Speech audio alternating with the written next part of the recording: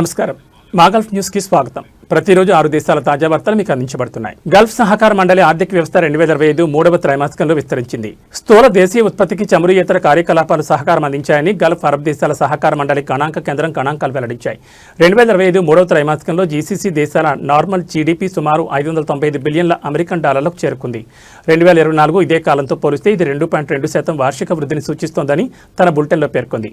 ఈ వృద్ధి కేవలం నామినల్ సూచికలకే పరిమితం కాలేదు, రియల్ జీడీపీకి కూడా విస్తరించింది. 2025 మూడవ త్రైమాసికంలో వాస్తవ జీడీపీ $474 బిలియన్ డాలర్లకు చేరుకుని 2024 మూడవ త్రైమాసికంతో పోలిస్తే 5.2% వార్షిక పెరుగుదలను నమోదు చేసింది. ఇదే కాలంలో అన్ని జీసీసీ ఆర్థిక వ్యవస్థలు సానుకూల వాస్తవ జీడీపీ వృద్ధి రేట్లను నమోదు చేశాయని బులెటిన్ పేర్కొంది. జీసీసీ ఆర్థిక వ్యవస్థలు తమ ఆర్థిక వైవిధ్యీకరణ పంథాను నిలకడగా పటిష్టం చేసుకుంటూ ముందుకు సాగుతున్నాయి.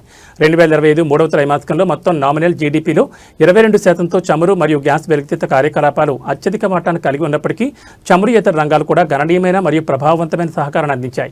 ఉత్పత్తి రంగం 12.4% వాటాను కలిగి ఉండగా ఆ తర్వాతి స్థానాల్లో హోల్సేల్ మరియు రిటైల్ వ్యాపారం 9.7%, నిర్మాణం 8.4%, ప్రభుత్వ పరిపాలన మరియు రక్షణ 7.5%, ఆర్థిక మరియు బీమా కార్యకలాపాలు 7.0%, అలాగే స్థిరాస్తి కార్యకలాపాలు 5.8% చొప్పున వాటాను కలిగి ఉన్నాయి. మిగిలిన ఇతర కార్యకలాపాలన్నీ కలిపి 27.3% వాటాను కలిగి ఉన్నాయి.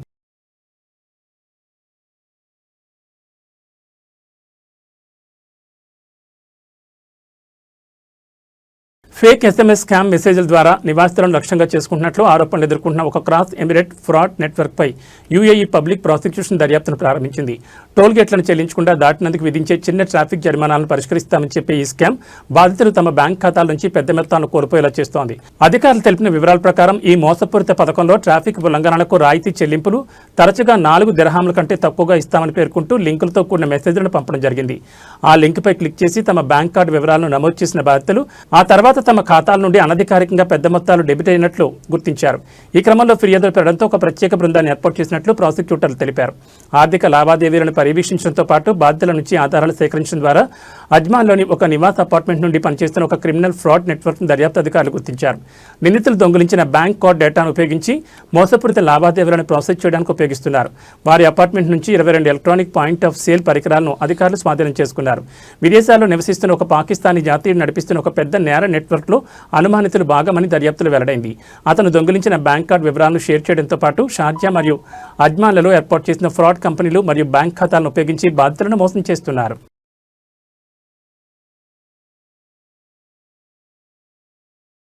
బహ్రెయిన్ 50,000 హౌసింగ్ యూనిట్లు మరియు సేవలను అందించే లక్ష్యంతో BD 800 మిలియన్లతో సామాజిక గృహ నిర్మాణ ప్రణాళికను ప్రారంభించింది. ఎంపీ అబ్దుల్ వాహీద్ ఖరాతా ప్రశ్నకు సమాధానంగా గృహ మరియు పట్టణ ప్రణాళిక మంత్రిత్వ శాఖ ఈ మేరకు వెల్లడించింది.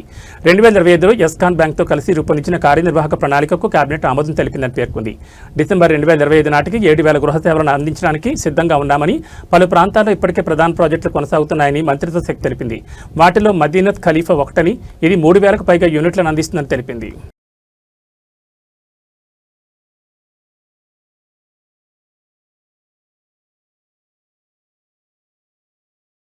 Kuwait national guard chief Sheikh Mubarak Mohammed Al Jaber Al Sabah డ్రోన్ల దాడిలో గాయపడ్డ పలువురు సిబ్బందిని శుక్రవారం జాబెర్ అల్ అహ్మద్ ఆసుపత్రిలో పరామర్శించి వారి ఆరోగ్య పరిస్థితిని పరిశీలించారు. గాయపడిన వారికి మెరుగైన వైద్యం అందించాలని ఆదేశించారు. తమ జాతీయ విధిని నిర్వర్తించడంలో వారి ధైర్యాన్ని, అంకితభావాన్ని ఆయన ప్రశంసించారు. దేశ భద్రతను, ప్రాదేశిక సమగ్రతను కాపాడడానికి నేషనల్ గార్డ్ సిబ్బంది అత్యంత సమర్థవంతంగా సంసిద్ధతతో తమ విధులను నిర్వర్తిస్తూనే ఉంటుందని ఆయన స్పష్టం చేశారు. గాయపడిన వారు త్వరగా కోలుకోవాలని షేక్ ముబారక్ ఆకాంక్షించారు.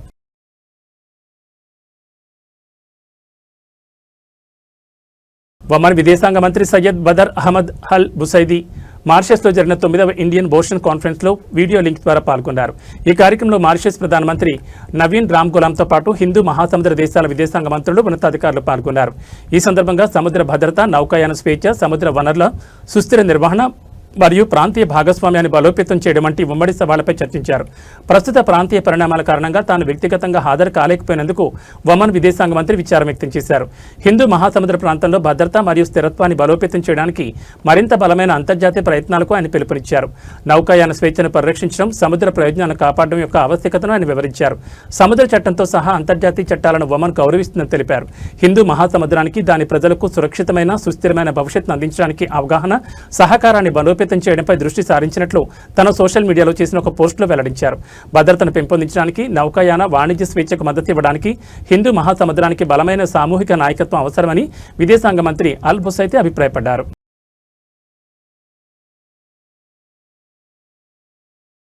సౌదీ అరేబియాలోని చాలా ప్రాంతాల్లో రాబోయే 4 రోజుల పాటు మోస్తరు నుండి భారీ వర్షాలు కురుస్తాయని జాతీయ వాతావరణ కేంద్రం తెలిపింది. అసీర్, జాజన్, నజ్రాన్, అల్ బహా, మక్కా, రియాద్, తూర్పు ప్రావిన్స్, ఖాసిం మరియు ఉత్తర సరిహద్దు ప్రాంతాల్లో ప్రభావం అధికంగా ఉంటుందన్నారు.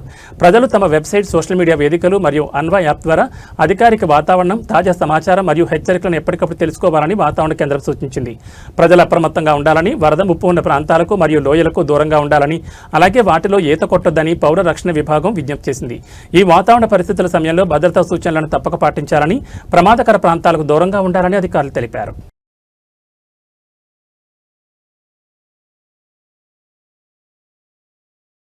ఇవి మా గల్ఫ్ న్యూస్ విశేషాలు. మరో బులెటిన్లో మళ్ళీ కలుసుకుందాం. నమస్కారం.